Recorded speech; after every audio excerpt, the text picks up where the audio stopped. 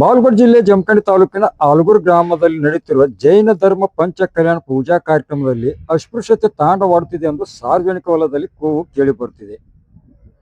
ಜೈನ ಧರ್ಮದ ಪಂಚ ಕಲ್ಯಾಣ ಪೂಜಾ ಕಾರ್ಯಕ್ರಮಕ್ಕೆ ಬಂದ ಸಾರ್ವಜನಿಕರಿಗೆ ಊಟದ ವ್ಯವಸ್ಥೆಯನ್ನು ಸಹ ಮಾಡಲಾಯಿತು.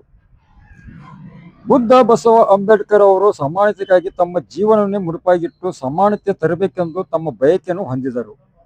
ಡಾಕ್ಟರ್ BR ಅಂಬೇಡ್ಕರ್ ಅವರು ಎಲ್ಲ ಕೆಳವರ್ಗದ ಸಮುದಾಯಕ್ಕೆ ಸಮಾನತೆಯ ನ್ಯಾಯ ದೊರಕಬೇಕೆಂದು ಸಂವಿಧಾನವನ್ನು ಜಾರಿಗೆ ತಂದಿದ್ದಾರೆ.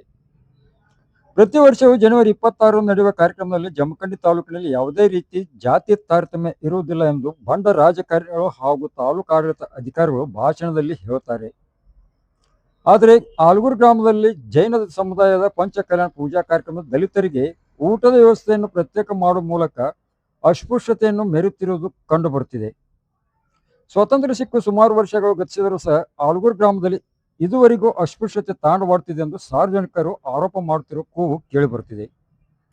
ಆಲೂರು ಗ್ರಾಮದಲ್ಲಿ ನಡೆದ ಜೈನ ಸಮುದಾಯದ ಕಾರ್ಯಕ್ರಮದಲ್ಲಿ ದಲಿತರಿಗೆ ಪ್ರತ್ಯೇಕ ಊಟದ ವ್ಯವಸ್ಥೆಯಲ್ಲಿ ಅಸ್ಪೃಶ್ಯತೆ ಕುರಿತು ಜಮಖಂಡಿಯ ತಹಶೀಲ್ದಾರ್ ಅನಿಲ್ ಬಡಿಗೇರ್ ಅವರು ಏನು ಹೇಳಿದ್ದಾರೆ ಕೇಳೋಣ ಬನ್ನಿ ವೀಕ್ಷಕರೇ. ಈಗ ತಾವೇನ್ ಮಾಹಿತಿಯನ್ನ ಹೇಳ್ತಾ ಇದ್ದೀರಿ ಅದನ್ನ ನಮ್ಮ ಸಮಾಜ ಕಲ್ಯಾಣ ಅಧಿಕಾರಿಗಳಾಗಿರ್ಬೋದು, ಪೊಲೀಸ್ ಅಧಿಕಾರಿಗಳಾಗಿರ್ಬೋದು, ನಾವು ಅದನ್ನ ಸ್ಥಳಕ್ಕೆ ಪರಿಶೀಲನೆ ಮಾಡಿ ಏನು ವಸ್ತುಸ್ಥಿತಿ ಏನೈತೆ ಪರಿಶೀಲನೆ ಮಾಡಿ ವರದಿ ತೆಗೆದುಕೊಳ್ತೀವಿ.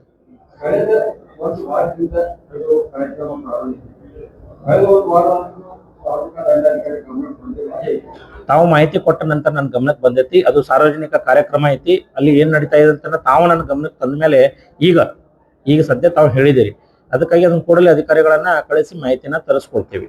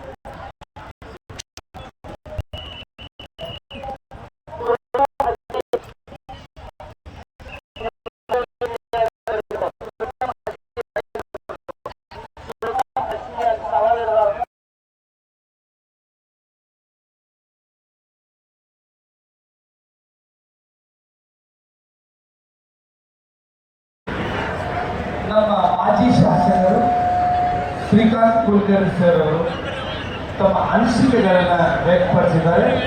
ಅವರಿಗೆ ನಮ್ಮ ಪಂಚಕಲ್ಯಾಣ ಮಹಾಮಹೋತ್ಸವದ ಪಂಚ ಕಮಿಟಿಯಿಂದ ಆದರದ ಸನ್ಮಾನ.